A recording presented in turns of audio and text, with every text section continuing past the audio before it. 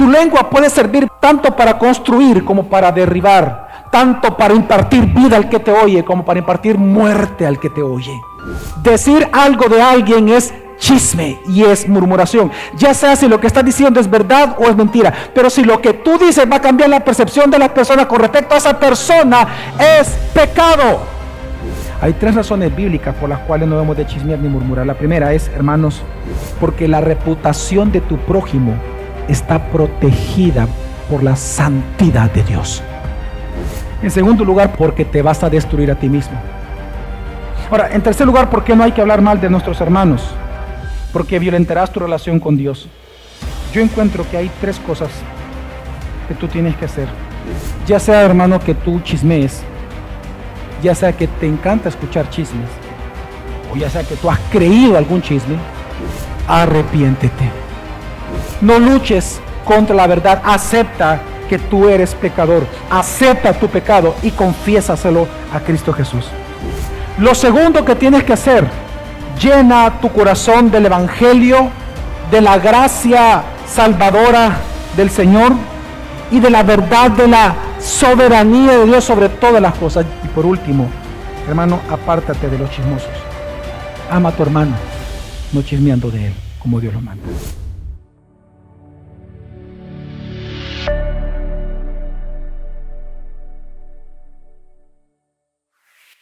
Esta mañana yo quiero continuar con la serie que comenzamos hace ya un par de meses atrás acerca del amor fraternal, es decir, cómo podemos amarnos entre hermanos, cómo se practica ese amor que la Biblia nos manda a tener unos con otros. Así que yo quiero que me acompañen, hermanos, para iniciar esta mañana a Mateo capítulo 18, y vamos a leer en Mateo 18 del versículo 15 al versículo 20. Mateo 18, del 15 al 20, cuando lo tengan me dicen amén, me confirman que lo obtienen.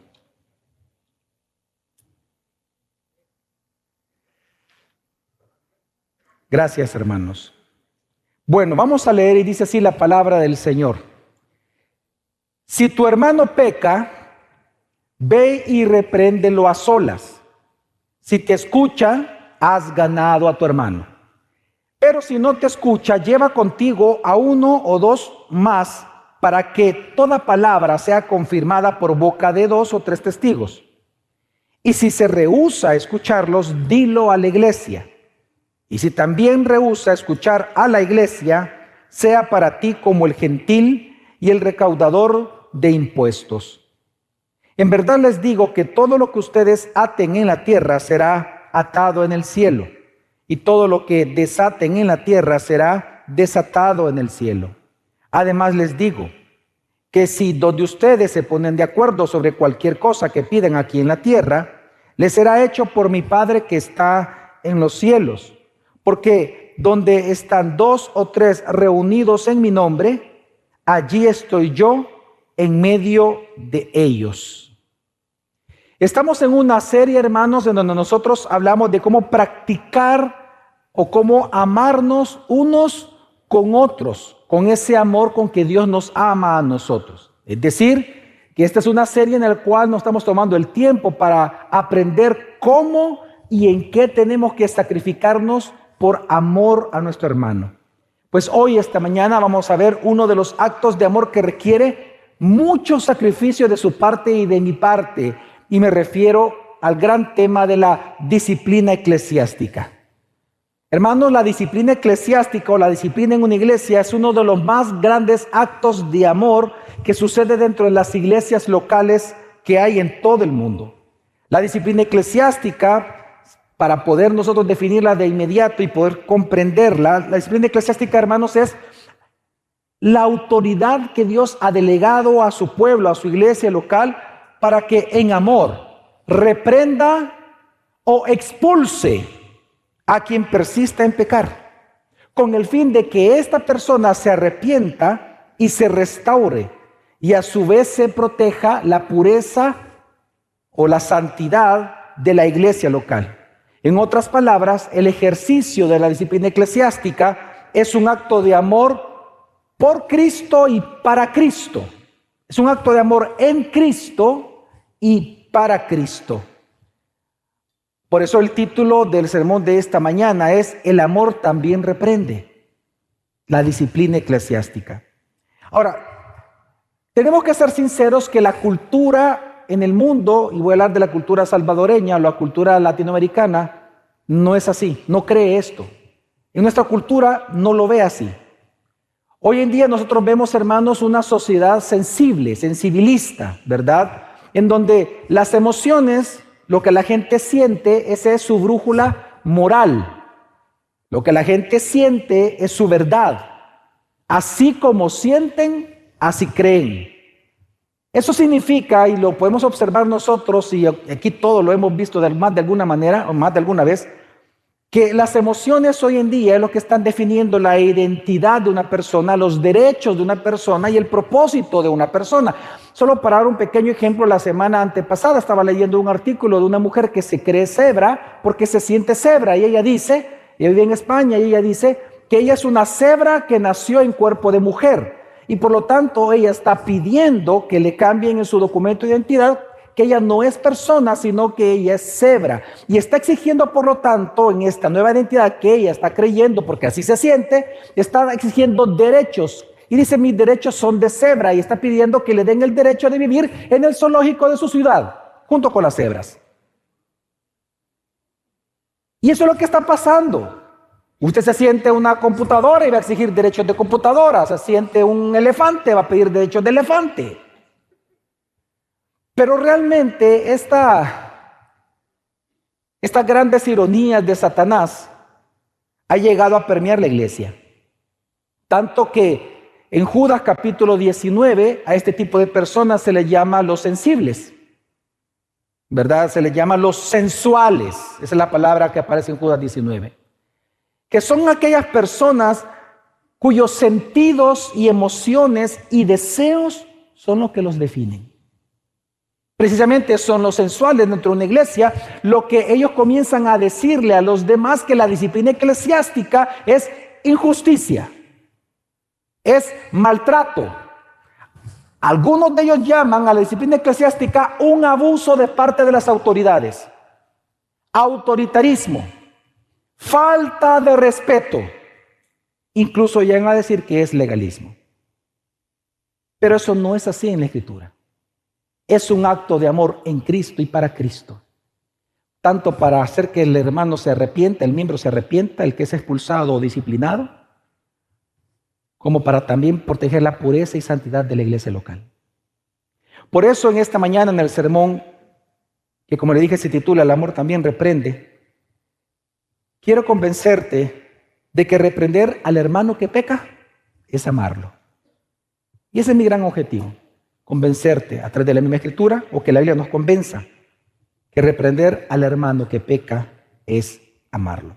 Así que en esta mañana vamos a hablar acerca del deber de la disciplina eclesiástica, el deber que tenemos que ejercerla, cuál es el proceso, vamos a ver quiénes son sus actores, el propósito divino, es decir, también de dónde viene esa autoridad de ejecución, y por último, cuál debe ser la actitud delante del hermano que estamos nosotros disciplinando.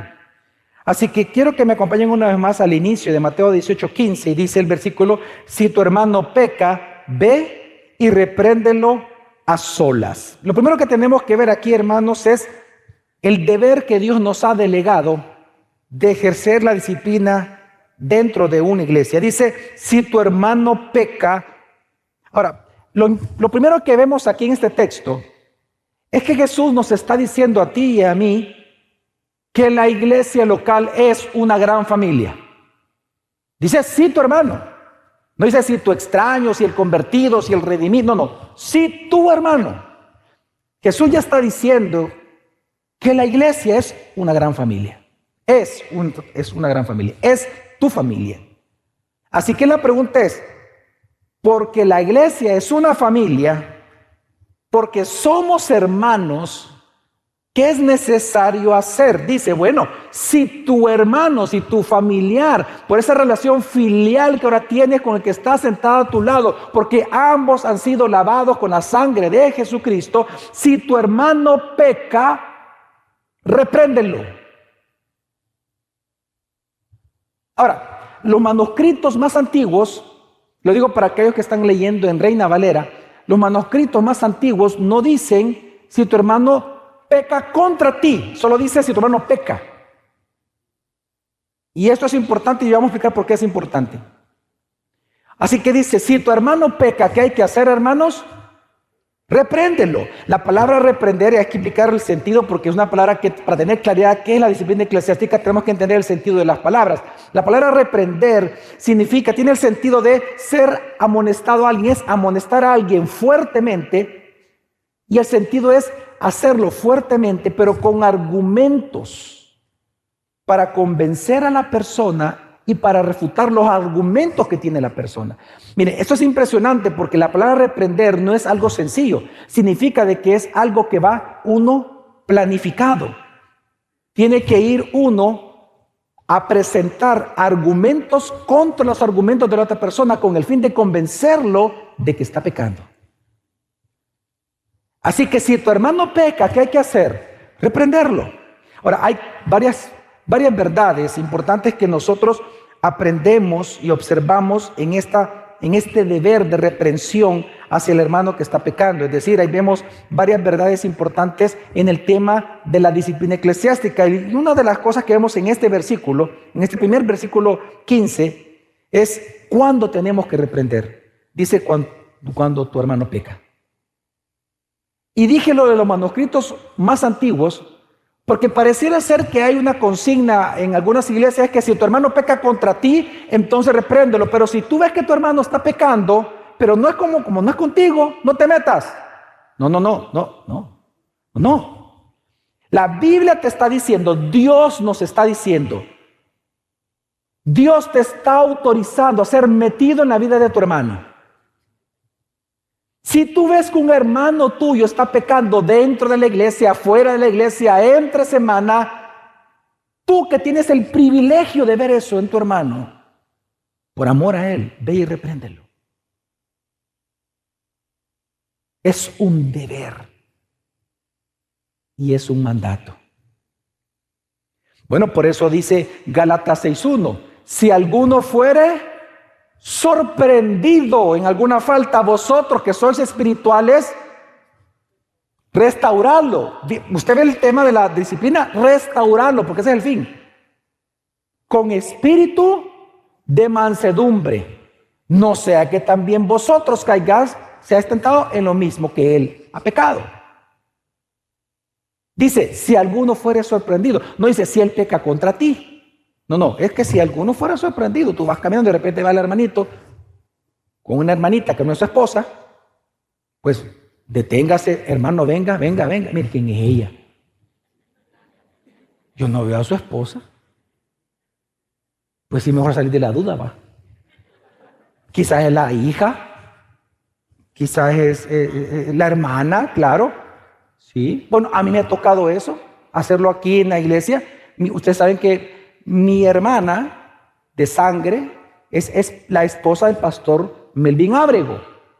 Entonces, en el segundo servicio, viene ella a congregarse con nosotros y se siente de este lado, y cuando yo paso por ahí, yo la abrazo. Hola Ingrid, ¿qué tal? Y nos sentamos, ay, ¿qué tal la hermanita? Y todo.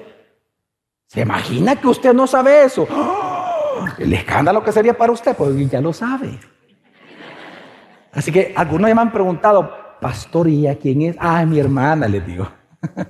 Ok, entonces, dice las Biblias, si alguno peca, si tu hermano peca. Ahora, ¿por qué hay que hacerlo? Por amor. Por amor. Porque es para cuidarlo de que se autodestruya. Es para evitar, hermanos, que se corrompa aún más. Y es que esto lo confirma el contexto. Si usted, como tiene la Biblia ahí, yo le pido que usted revise así rápidamente el versículo 12 al 14.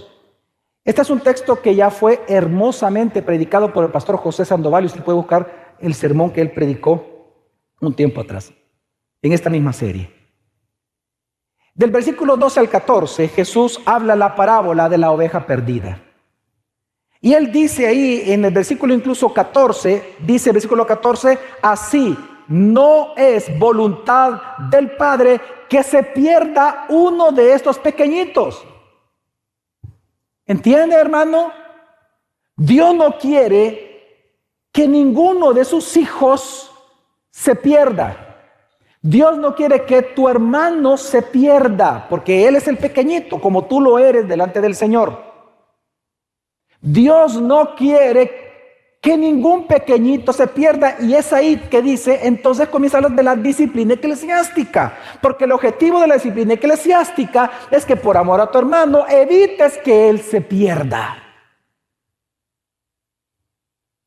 Dios no quiere que ningún miembro se pierda, por lo tanto es tu deber, con argumentos sólidos, refutarlo, exhortarlo, convencerlo que abandone su pecado, que haga a un lado su orgullo, que reconozca que está pecando y se arrepienta, para ayudarlo, hermano, por amor a él. ¿Acaso, hermanos, no es lo que tú y yo hacemos en nuestras células familiares? ¿A cuántos de ustedes de verdad les gustaría que su hijo se perdiera?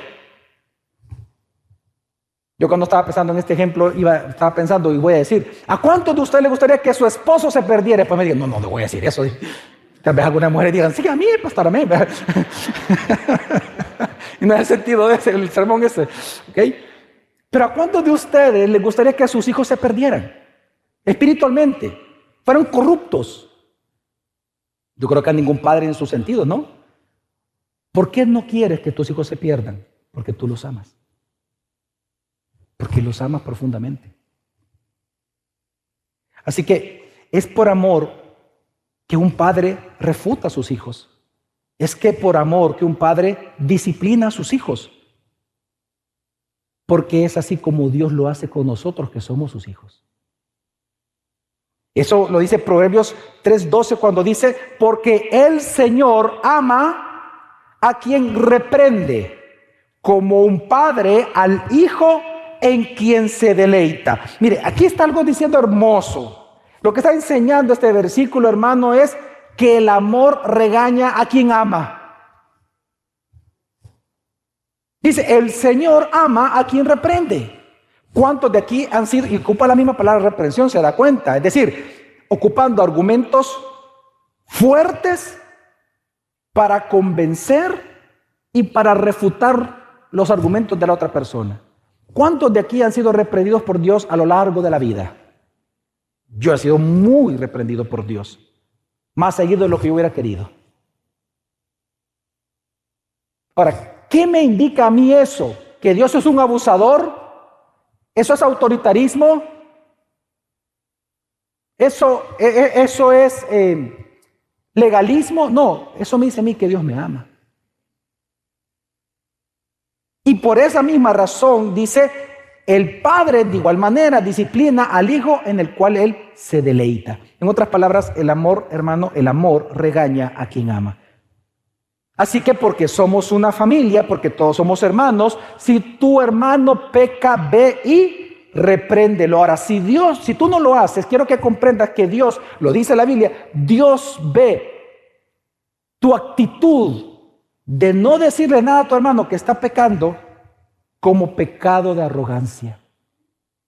Dios te ve como un arrogante. ¿Se recuerdan ustedes, hermanos, de aquel caso tan delicado en 1 Corintios capítulo 5 de un incesto en donde un hijo estaba adulterando con su propia madrastra? ¿Se acuerdan ustedes de este caso de 1 Corintios 5 donde Pablo exhorta a los corintios?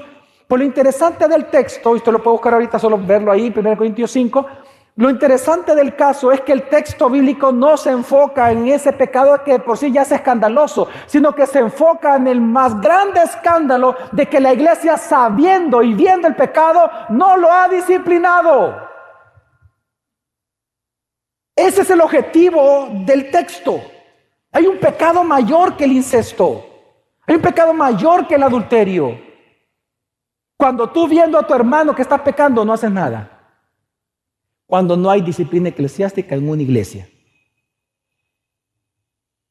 Y es precisamente, por eso es que en el versículo 2 del 1 Corintios 5, en el versículo 2 y luego en el versículo 6, Dios les llama arrogantes y jactanciosos a esta iglesia de Corinto por no hacer disciplina sobre esta persona. ¿Por qué le llama arrogante y jactancioso? Porque así considera Dios a todos aquellos que se creen sabios en su propia opinión. Porque al final, cuando tú dices, no, pero es que el hermano no necesita disciplina, necesita comprensión. ¿Sabes lo que tú estás diciendo? Que tú eres más sabio que Dios se equivocó en dar el mandamiento entonces. O sea que tú eres más amoroso que Dios y eres más misericordioso que Dios. Porque Dios dice, disciplínalo todo. No, hay que disciplinarlo, no, hay que comprenderlo.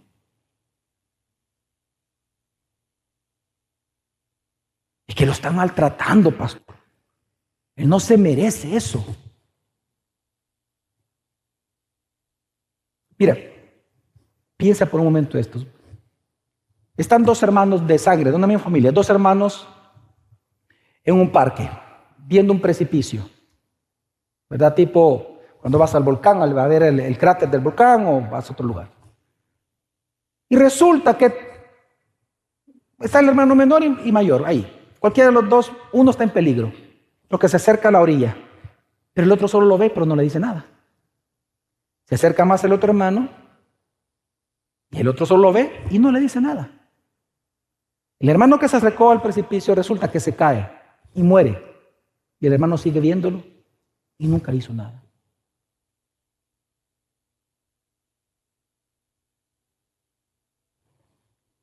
¿Usted cree que ese hermano que vio el peligro y no le advirtió del peligro realmente amaba a su hermano?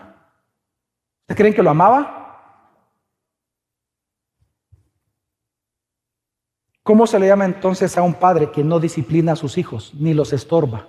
¿Cómo se le puede llamar entonces? Negligente, jactancioso, arrogante. ¿Cómo se le puede llamar a una iglesia que viendo el pecado de un hermano no lo disciplina para advertirle? Arrogante, jactancioso. Ahora, algo también importante que dice este texto es quiénes deben de ejercer la disciplina eclesiástica. ¿Quién creen ustedes que debe ejercer la disciplina eclesiástica en una iglesia? ¿Los pastores? Pues no. Todos. Si tu hermano, tu hermano, es una responsabilidad de toda la iglesia. Tú tienes el derecho de ser metido en la vida de tu hermano. Dios te ha delegado esa autoridad a ti. Tú puedes ser metido en mi vida. Pastor, la vez pasada yo lo vi diciendo esto, creo que no fue correcto. Bueno, de hecho ya me han confrontado. Y lo que dice la Escritura es que somos todos nosotros. Así que solo de este primer texto lo que podemos observar es que la disciplina eclesiástica, hermano, es tu deber de exhortar al hermano que peca por amor a él y para evitar que se corrompa aún más. Ahora, ¿cuál es el proceso? ¿Cuál es el protocolo de rescate de un hermano en pecado? ¿Cuál es el protocolo de emergencia para ganar a tu hermano? Bueno, el mismo texto nos enseña que primero es a solas. Si tu hermano, dice que si tú ves que tu hermano peca, ve y repréndelo estando tú y él a solas. El primer gran paso es en lo privado. Ahora, ¿cuál es el objetivo? Es de que te escuche, dice, para que te escuche. Dice, si te escuche. Ahora, esa palabra es importante. La palabra escuchar en griego tiene el sentido de responder en conformidad a algo. En este caso, ¿qué significa entonces si te escucha? Es que si él actúa conforme a la reprensión que tú le estás y los argumentos que tú le estás presentando. Dice que si entonces él es ganado, si él escucha y él se arrepiente, entonces, hermano, ¿qué tienes que hacer tú que lo estás exhortando? Perdonarlo. Por eso el contexto después del versículo 15, si tú véalo en tu Biblia, es: Señor, ¿hasta cuántas veces tenemos que perdonar? Claro, ¿por qué habla del perdón? Porque es la obligación de cuando el hermano es ganado. O sea, que tú no vas a ir con la misma cantaleta, taca, taca, taca, todos los días. Es que la vez pasada tú hiciste, hace 5 años hiciste. No. Si ya él dijo, acepto, me equivoqué, perdónalo. Ya, se acabó el asunto. Ya no lo ventilas a nadie, ya quedó entre tú y Dios. Ganaste a tu hermano. Ahora, esa misma frase, si te escucha, es bien importante. Porque eso habla de tu actitud a la hora de hablar con tu hermano que está pecando. ¿Por qué? Porque aunque tú tengas la verdad, tú tienes que asegurarte de tener la actitud correcta para que te escuche. Una persona puede tener la verdad, pero si tiene una actitud mala, nadie lo va a escuchar. Tus acciones no me dejan escuchar tus palabras, dicen. Por ahí un dicho. ¿Nunca les ha pasado a ustedes que hay personas que están en una reunión, tal vez tienen razón en lo que están diciendo, pero la actitud de ellos es tan mala, ofendiendo a medio mundo, que ustedes son tontos, estúpidos, no sé qué, que al final nadie quiere escucharlo, aunque lo que está diciendo es verdad? Así que cuando dice, si te escucha, ¿sabes qué implica esa palabra? Que tu actitud es importante. ¿Y cuál debe ser entonces tu actitud a la hora de confrontar a solas a tu hermano? Es, si alguno es sorprendido en alguna falta, vosotros que sois espirituales, restaurarlo con espíritu de mansedumbre. Tu actitud tiene que ser, hermano, no de juez, sino de un pecador redimido, de alguien que también ya fue perdonado por el Señor, de alguien que también lucha con sus propios pecados. Tiene que ser en amor, en mansedumbre. Tienes que confrontarlo y exhortarlo en humildad, pero también con firmeza, claridad y verdad, pero en humildad. Ahora, ¿qué pasa si no te oye? Bueno, el segundo paso nos dice es, lleva 1 o 2, ¿qué dice? Testigos. Ahora, ¿cuál es la función de un testigo? Aquí los abogados, pues obviamente pueden dar una cátedra de eso, ¿verdad? ¿Cuál es la función de un testigo? Bueno, testificar, hablar, decir lo que vio u oyó. Ahora, aquí la palabra testigo, como está escrito en el idioma original, nos dice que el testigo tiene una doble función, o su función más bien dicho es en 2 vías. Por un lado, se vuelve testigo porque cuando viene el hermano, supongamos que aquí el hermano va a confrontar aquí a la hermana y le exhorta, pero la hermana no escuchó al hermano. Entonces él busca a alguien maduro en la congregación, al hermano que está a la par, y le dice, mira, fíjate, quiero contarte algo. Quiero que me aconsejes, eso es ser testigo. Mira, esto está ocurriendo, y yo le dije esto a la hermana, y no, ¿vos qué pensás?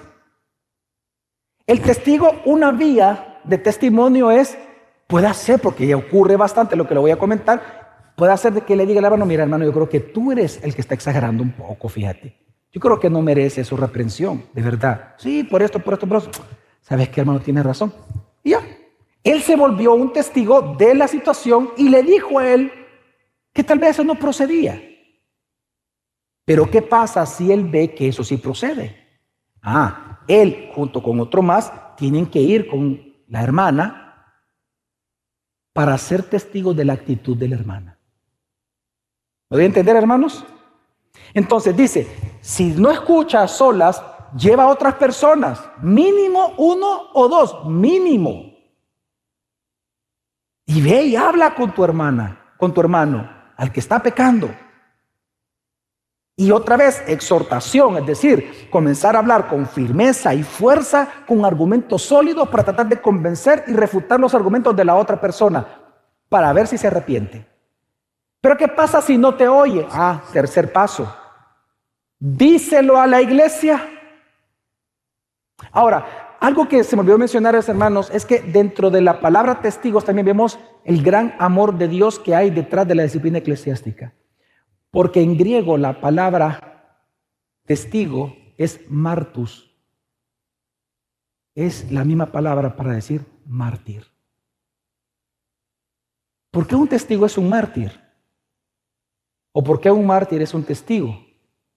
Porque los mártires son aquellos que testifican acerca de la verdad de Dios, aunque eso represente una muerte para ellos mismos. Cuando uno va a confrontar a un hermano, uno se va a exponer a que el hermano lo odia a uno. Pero uno lo hace por amor al hermano que está pecando. ¿Qué pasa si no te oye entonces? Ve y díselo a la iglesia.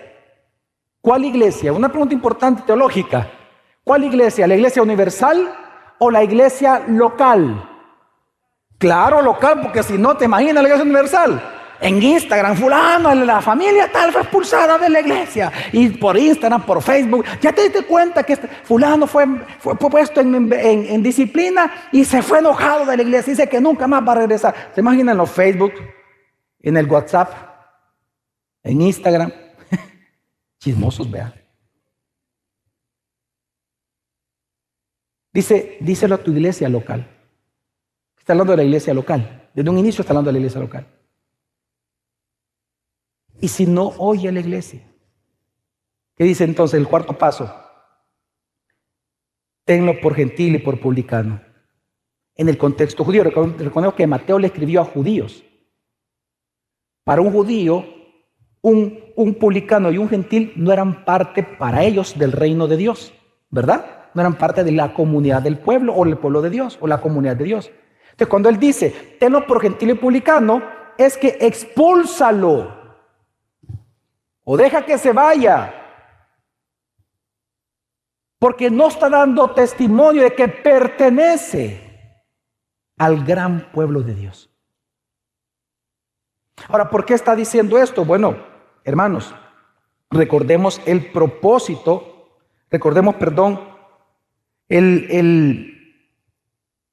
el propósito en todo esto de la disciplina eclesiástica. Y es precisamente ganar al que es hermano. Así que lo que dice la Escritura, que si alguien escuchando a la iglesia, aún así, ya escuchando a las autoridades, escuchando ya, no recibe, no acepta, no se arrepiente, tenlo por gentil y publicano como no miembro de ustedes. Ahora, ¿cuál es el propósito, hermano, detrás de la disciplina eclesiástica? ¿Cuál es el propósito de Dios? Prácticamente hay un doble propósito. Por un lado es ganar al hermano y por otro lado es proteger la santidad de la iglesia. Quiero explicarme rápidamente en esto. En primer lugar, ganar al hermano. Dice la Biblia, habrás ganado a tu hermano. Habrás ganado a tu hermano. Varias veces, habrás ganado a tu hermano. ¿Qué es ganar? La palabra ganar en griego, el sentido de la palabra es de salvar a alguien. Esto es importante explicarlo. Porque cuando dice habrás ganado al hermano, es como que el que exhorta gana. Pero dice la palabra ganar, el sentido es de salvar o evitar de peligro a una persona. Es evitarle de peligro o salvar a alguien de una catástrofe.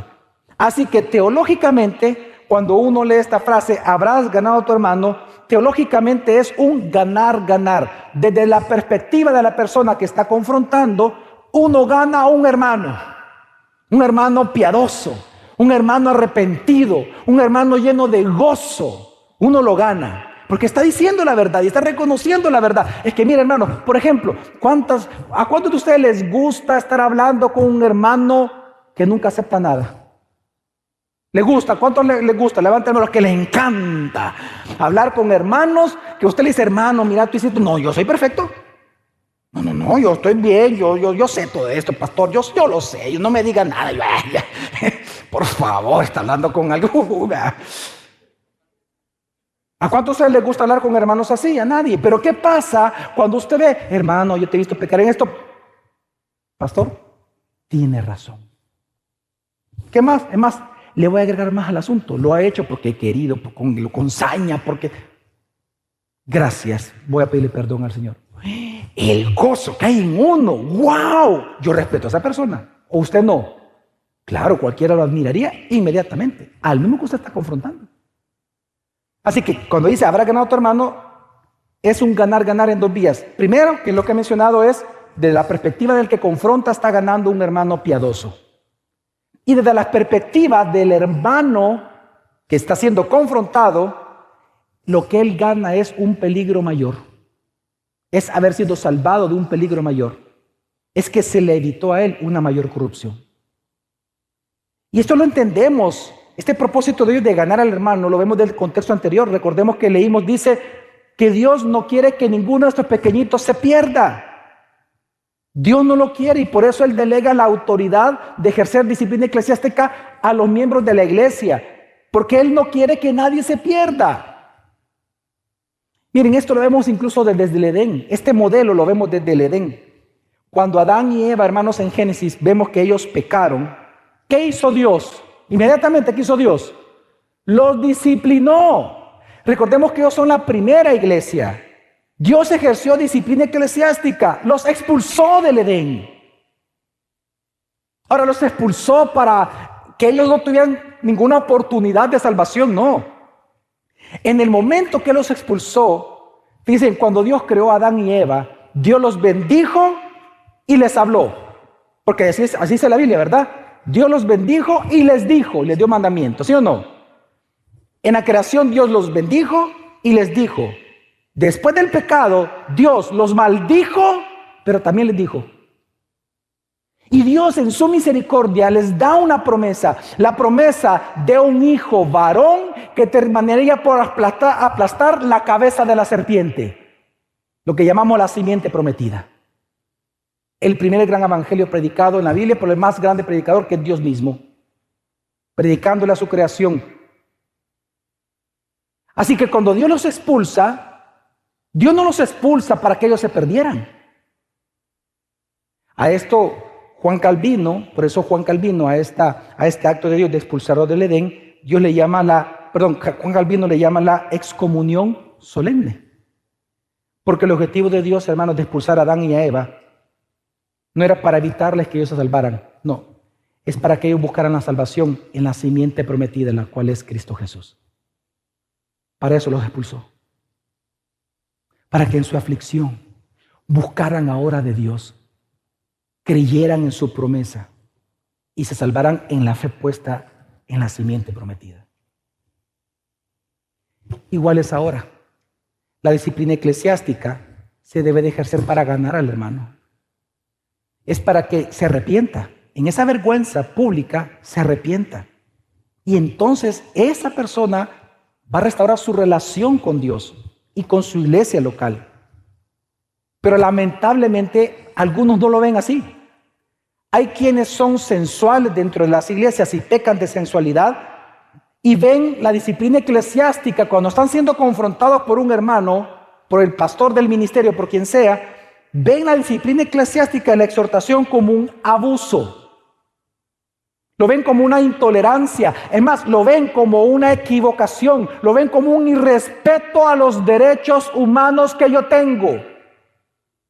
Lo ven como autoritarismo. Lo ven como legalismo. Lo ven como egoísmo. Otros lo ven como una injusticia. Es injusto lo que me están haciendo. Es injusto lo que me están diciendo. Me están acusando falsamente. Y peor aún, hay quienes lo ven como un control. Y por eso se terminan yendo enojados de la iglesia porque no soportan la disciplina, porque ellos dicen no tienen la razón, ni quieren controlar mi vida. Pues sabe, para aquellos que piensan que nosotros, la iglesia, queremos controlar tu vida, te voy a recordar lo que dijo Pablo cuando a él se le acusó de lo mismo. Voy a poner en contexto, en 2 de Corintios, Pablo dice que él quería regresar una vez más a exhortarlos, a disciplinar la iglesia.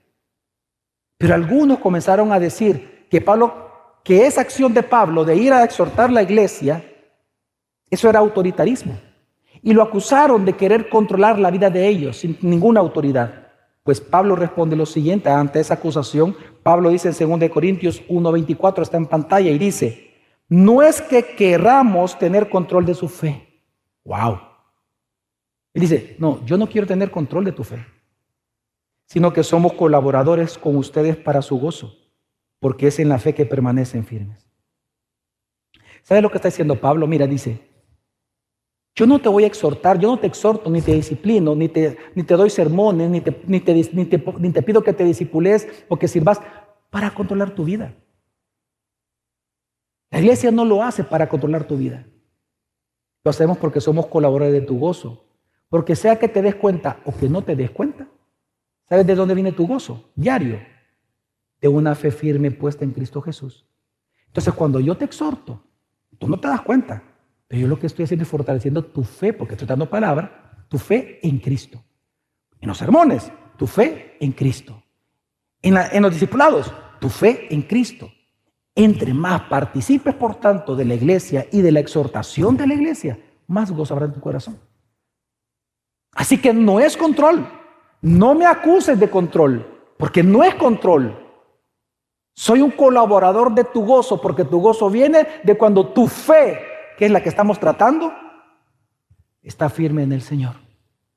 Por eso, hermano, mire, por eso dése cuenta que todas las actividades que hace su iglesia, su familia, gracia sobre gracia, piensen en todas las actividades, que retiros, que conferencias, sermones, discipulados, servicio, escuela crece, escuelas de membresía, las clases antes de los servicios, todo lo que la iglesia hace es para colaborar con su gozo.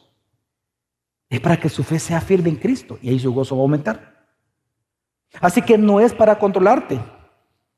El día viernes, por ejemplo, estuvimos aquí en la iglesia en esta serie que están predicándole a jóvenes acerca del matrimonio, ¿te asusta o te gusta? Y mi esposo y yo estuvimos aquí. Y hay un momento en el cual uno da un testimonio, uno comienza a platicar con ellos y ellos hacen preguntas. Delante de las preguntas que me hicieron, mire qué interesante una que me hicieron. Y es, pastor, si nos queremos casar, ¿debemos de pedirle permiso a la iglesia? Y les dije, más que permiso, es consejo.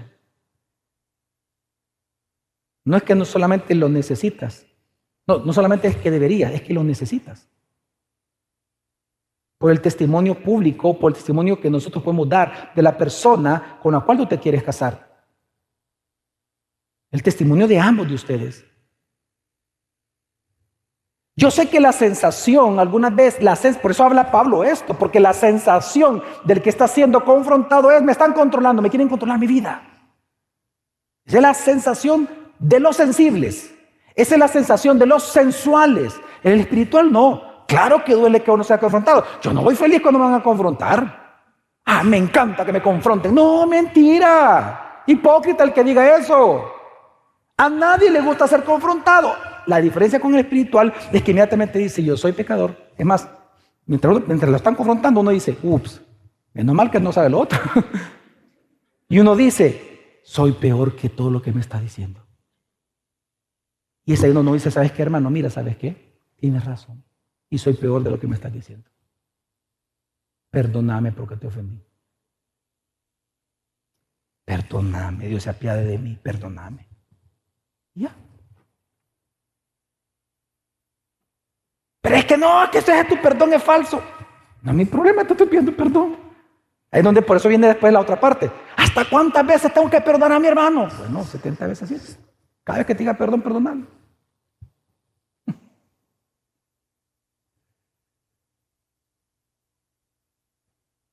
Así que, si alguien una vez te pregunta a ti, ¿quién eres tú para meterte en mi vida? Saca Mateo 18 y dile, tu hermano. Dios me ha autorizado para meterme. Es más, voy a ser metido. Soy tu hermano. Así que aquí me vas a tener metido en tu vida. No porque quiero controlarte. Es porque quiero colaborar a tu gozo, hermano. A tu gozo. Amén. Pero también no solamente es para ganar al hermano, sino que también es para proteger la santidad de la iglesia local. Para eso también es uno de los propósitos divinos detrás de la disciplina eclesiástica. Vean conmigo, por favor, versículo 17. Tú tienes ahí la Biblia, dice el 17. Y si también rehúsa escuchar a la iglesia, sea para ti como el gentil y el recaudador de impuestos. ¿Esa frase qué significa? Bueno, tienes que entonces sea para ti como no pertenecientes a la iglesia de Jesucristo. Recordemos una vez más que Mateo le está escribiendo a judíos para demostrar que Jesús es el Cristo prometido en el Antiguo Testamento. Para ellos, para el judaísmo, un gentil, un publicano o el recaudador de impuestos, que era el traidor de todos ellos, porque trabajaba a favor de Roma, cobrándoles impuestos excesivos y abusos de impuestos a los mismos judíos. Para ellos el recaudador de impuestos, el gentil y otros más, no pertenecían al reino de Dios. Y este es un tema importante. De hecho, no sé si tú ya notaste en tu Biblia cómo comienza el capítulo. Ve, míralo, léelo. Dice, vea la pregunta que con todo este tema comenzó. Los discípulos vienen y le hacen una pregunta a Jesús y le dice, Jesús, ¿quién es el mayor en el reino de los cielos? Es una pregunta importante para ellos, porque quizás más de alguno de ellos quería ser el mayor, ¿verdad? Tener más autoridad que otro, probablemente en la mente carnal que uno tiene. Pero miren la respuesta de Jesús. Jesús no le respondió esa pregunta. Jesús respondió otra más importante que esa. Jesús no le respondió quién era el mayor. Jesús le respondió, antes de preguntarte quién es el mayor, pregúntate, ¿quién pertenece al reino? Llama a un niño y ¿qué dice Jesús? Si te conviertes y te haces como este niño, entrarás al reino de los cielos. La pregunta no es cómo entrar, la pregunta era ¿qué? ¿Quién es el mayor? Pero Jesús los lleva a hacerles ver a ellos, mira, más allá de lo que te preocupa a ti de ser mayor en el reino, preocúpate de entrar primero. Ese es el problema. Porque el mayor en el reino es uno, Dios, no hay nadie más. Así que preocúpate de entrar. Entonces, ahora la pregunta es, ¿cuál es la evidencia? Porque ese es el punto de Jesús. ¿Cuál es la evidencia de que te has convertido?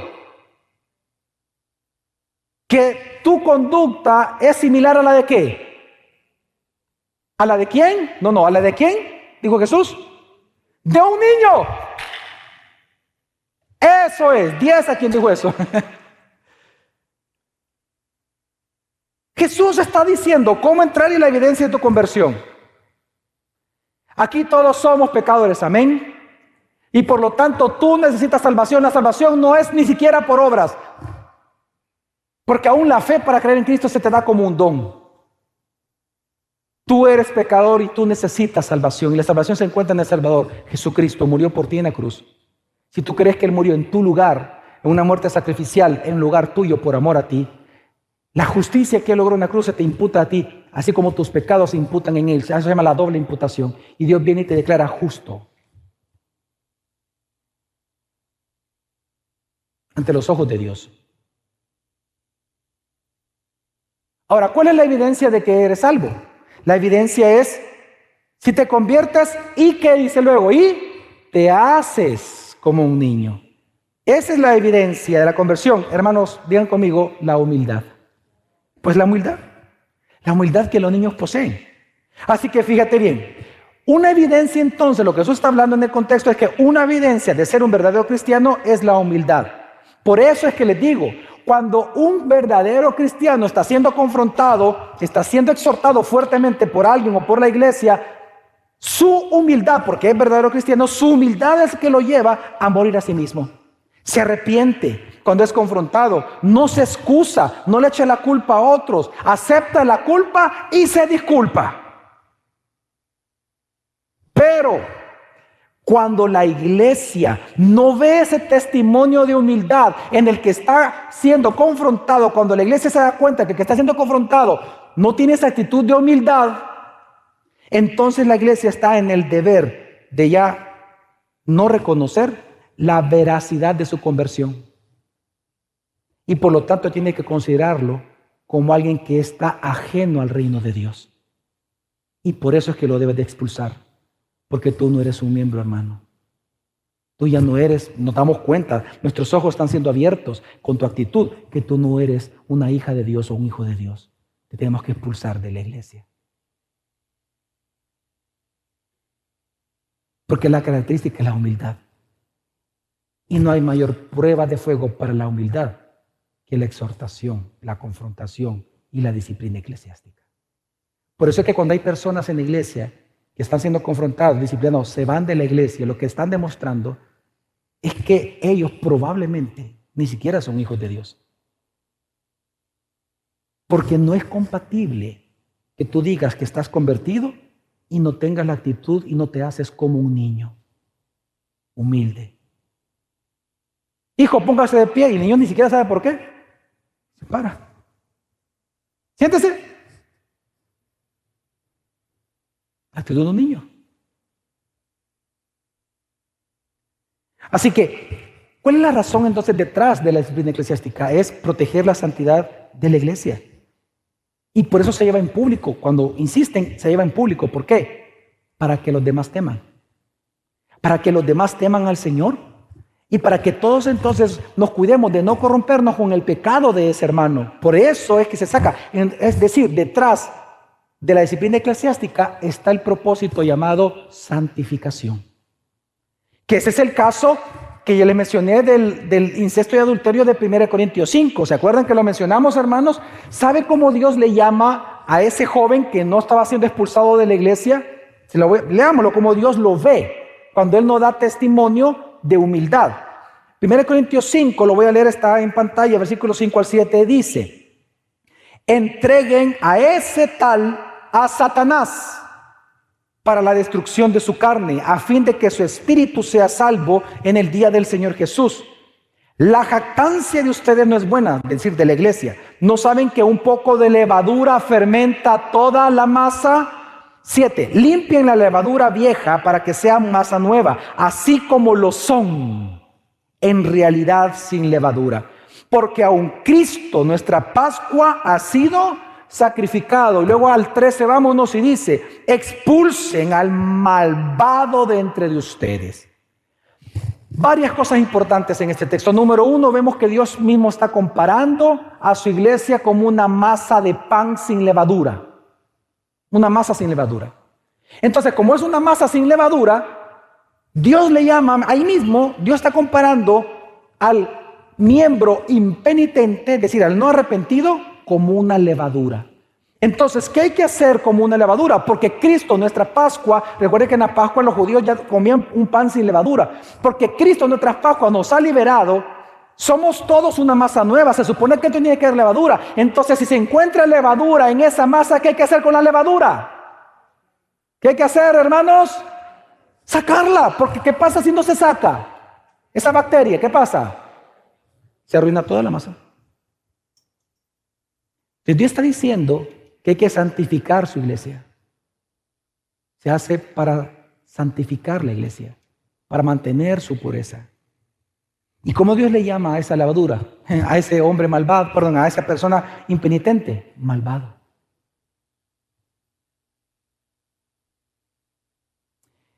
Hermanos, nunca olvide usted esto. La iglesia es una, santa, universal y misionera, que es apostólica. La disciplina eclesiástica guarda estos 4 elementos, pero específicamente la santidad de la iglesia. Ahora, usted puede preguntarse, pero espérese, pastor, ¿y con qué autoridad hacemos eso? ¿Con qué autoridad usted puede hacer eso? ¿Alguien puede hacer eso? Bueno, con la autoridad delegada por Dios. Vea conmigo el 18, siempre en Mateo 18, 18. Dice: en verdad les digo que todo lo que ustedes aten en la tierra será atado en el cielo, y todo lo que desaten en la tierra será desatado en el cielo. Jesús delega la autoridad de atar y de desatar a su iglesia. A esto teológicamente se le llama las llaves del reino. ¿Por qué? Porque atar se refiere a esa autoridad que Dios ha delegado a su iglesia de reconocer o de unir a su membresía local a quien da testimonio de ser un hijo de Dios. Por eso es importante que usted tome clases de membresía, porque en las clases de membresía estamos ejerciendo nosotros como iglesia, cuando usted viene a las clases de membresía, nuestra autoridad delegada por el Señor de reconocerlo a usted delante de la congregación que usted es un verdadero hijo de Dios y por lo tanto miembro del cuerpo de Cristo. Ese es atar, pero también tiene el poder la iglesia de desatar. De ya no reconocer por una impenitencia, por un pecador que no se arrepiente, tiene la autoridad de expulsar y de decirle a todos que muy probablemente esa persona ni siquiera aún podría ser cristiano.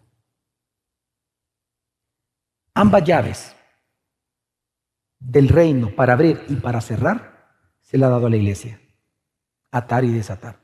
Y esto es interesante porque en el idioma original, ahí cuando vemos los manuscritos más antiguos, lo que dice es así: lo que ustedes aten en la tierra, dice, ya habrá sido atado del cielo. En otras palabras, hermanos, la iglesia es una embajada. Nosotros solamente hacemos aquello que Dios ya decidió. Dios decide allá en su soberanía, en sus decretos. La iglesia solo ejecuta lo que Dios ya decidió. Entonces, por eso es que la iglesia, cuando descubre que alguien es cristiano, entonces lo incorpora. Pero cuando la iglesia descubre a alguien impenitente, después de todo el proceso que ya hablamos, debe de expulsar a tal de la iglesia. Así que, hermanos, por eso es importante. Somos embajadores del cielo. Se supone que con poder y autoridad podemos incorporar miembros, pero también disciplinarlos y también expulsarlos. Es en la iglesia en donde se supone entonces que el mundo puede venir aquí y va a tener una experiencia del cielo. Se supone que cuando alguien entra a esta iglesia en el servicio de las 8:30, cante las alabanzas que posiblemente también se cantan en el cielo. Perciba el amor que va a percibir en el cielo. Escuche el lenguaje que se predica en el cielo, que es la palabra de Dios. Va a comer lo que se come en el cielo, la palabra de Dios. Se supone que cuando alguien entra acá o cuando alguien se relaciona contigo, tiene una experiencia con el cielo mismo, porque somos embajadores. Dios nos dio esa autoridad, así que ejerzámosla. Amén, hermanos.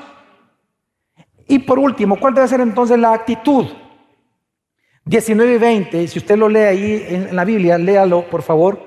El 19 y 20 dice algo importante. Bueno, lo vamos a leer rapidito. Dice, además les digo que si dos de ustedes se ponen de acuerdo sobre cualquier cosa que pidan aquí en la tierra, les será hecho por mi Padre que está en los cielos. Tengan cuidado porque los del evangelio satánico de la prosperidad ocupan este texto para hablar de los pactos financieros, etc. Dese cuenta en el contexto en que este versículo Dios lo habló, en el contexto de la disciplina eclesiástica. Ya vamos a explicar por qué. Versículo 20. Porque donde están 2 o 3 reunidos en mi nombre, allí estoy yo en medio de ellos. Ok. Estos 2 versículos nos enseñan, hermanos, que la actitud que tiene que tener una persona cuando va a confrontar a otro es una actitud de oración previa por días anteriores. Debe ser una actitud de humildad y de mansedumbre. Jesús dice, pónganse de acuerdo. Es decir, ve y habla con tus hermanos, con los testigos, y pónganse de acuerdo. Vayan con una misma motivación. No para acabarse el hermano. No para vengarse de él, no. Oren por él antes de exhortarlo. Oren. Pídanle a Dios que éste se arrepienta. Pídanle a Dios su deseo de volver a ganar al hermano. Oren, pónganse de acuerdo, no es venganza, es decir, no lo hagan por orgullo, sino con humildad, sometiendo tus propias ideas y tus propios sentimientos a la palabra de Dios y a la voluntad de Dios. En otras palabras, muere a ti mismo antes de confrontar a tu hermano.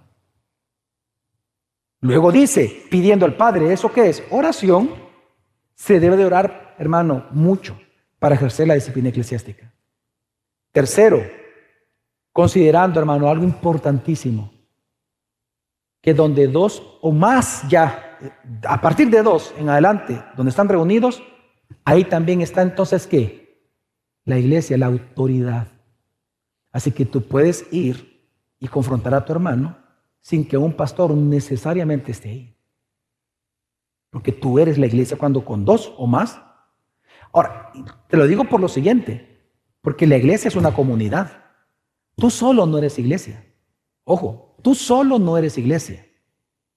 Piensa en esto. No sé si son de la Alianza o de FIRPO, de FAS, lo que sea. O ya ni están, perdón, vamos a cambiar el tema. Empecemos en otros equipos. No hablamos de corrupción. Ok. Un futbolista, cuando está en el campo, ¿es jugador o no es jugador? ¿Ah? ¿Sí? Pero si usted lo ve en el bus, a él solo sin el equipo, ¿él es jugador? No, él es una persona. Él no es futbolista ahí. Una persona. ¿Cuándo es futbolista? Cuando está con el equipo. Tú solo no eres iglesia. Cuando estás con 2 o más, ya son iglesia. Y deben de ejercer con autoridad las llaves del reino, en el orden que Dios lo ha establecido y con amor por el hermano. Así que para ir concluyendo, hermanos, ¿cuál es el llamado que Dios nos hace esta mañana? El llamado, hermanos, en primer lugar es que todos tenemos que ejercer la disciplina eclesiástica. Si tu hermano peca, ve y repréndelo. Hermanos, es un deber tuyo y mío y de toda la iglesia reprender al hermano que peca por amor a él y por amor a Cristo. Algunos dicen que no lo confrontemos, reafirmémoslo en el amor, no, pero precisamente no disciplinarlo es no amarlo. No disciplinarlo, no exhortar a alguien que está pecando es odiarlo. Así que ámalo. Si tú realmente deseas la restauración de tu hermano, si tú realmente amas, a tu hermano, tú vas a desear su restauración. Y tú sabes que no puede haber restauración si no hay confrontación antes. Así que, hermano, delante de Dios recuerda que no ejercer la disciplina eclesiástica es jactancia y arrogancia. Porque estamos diciendo que somos más sabios que Dios. Que nosotros sí sabemos lo que hay que hacer con el hermano. Dios no sabe. No, es que esos textos no, hay que borrarlo. De hecho, ahí hay que guardar la Biblia, porque eso no. Nuestra cultura nos enseña otra cosa. Siento que lo estamos abusando y que lo estamos... No. No te creas más sabio que Dios. Y por lo tanto, convéncete que el amor también reprende al que ama. Segundo, un segundo llamado, al que confronta. Hazlo con oración, amor, compasión, pero con firmeza y con verdad. Recuerda que tienes que presentar argumentos firmes y verdaderos para convencer. Buscando que Dios sea glorificado.